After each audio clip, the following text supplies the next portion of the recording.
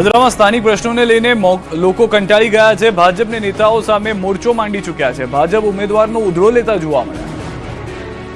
વડોદરા મહાનગરપાલિકાનો જંગ શરૂઆતથી જ ગરમાવો પકડી રહ્યો છે. છેલ્લા 5 વર્ષથી મહાનગરપાલિકામાં ભાજપના શાસનમાં કોઈ કામ થયા નથી તેવી લોકોનો આરોપ છે, જેથી આ વખતે લોકો ભાજપથી કંટાળી ગયા છે. સત્તા વિરોધી લહેર હવે પ્રચાર વખતે ભાજપને ભારે પડી રહી છે.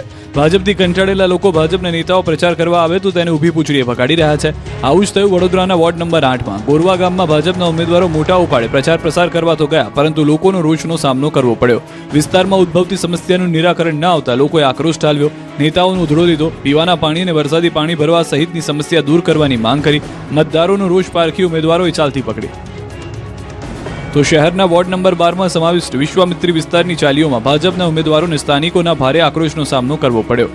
લાંબા સમયથી વણ ઉકેલાયેલી સમસ્યાઓ અંગે રોષ ઠાલવ્યો અને આ મુદ્દાઓ પર તાત્કાલિક ધ્યાન આપવાની માંગ કરવામાં આવી. ગટર અને અન્ય પાયાની સુવિધાઓના પડતર પ્રશ્નોને મુદ્દે રહીશોએ ઉમેદવારોને ઘેરીને સવાલો કર્યા. નેતાઓની કામગીરી પર શંકા વ્યક્ત કરી. આ દરમિયાન ભાજપના કાર્યકરો અને વિડીયો ઉતારનાર રહીશો વચ્ચે દલીલો પણ થઈ હતી. સ્થાનિકોએ આક્ષેપ કર્યો કે આ લોકો માત્ર વોટ માંગવા સમયે દેખાય છે, જ્યારે કામના સમયે કોઈ પણ દેખાતું નથી.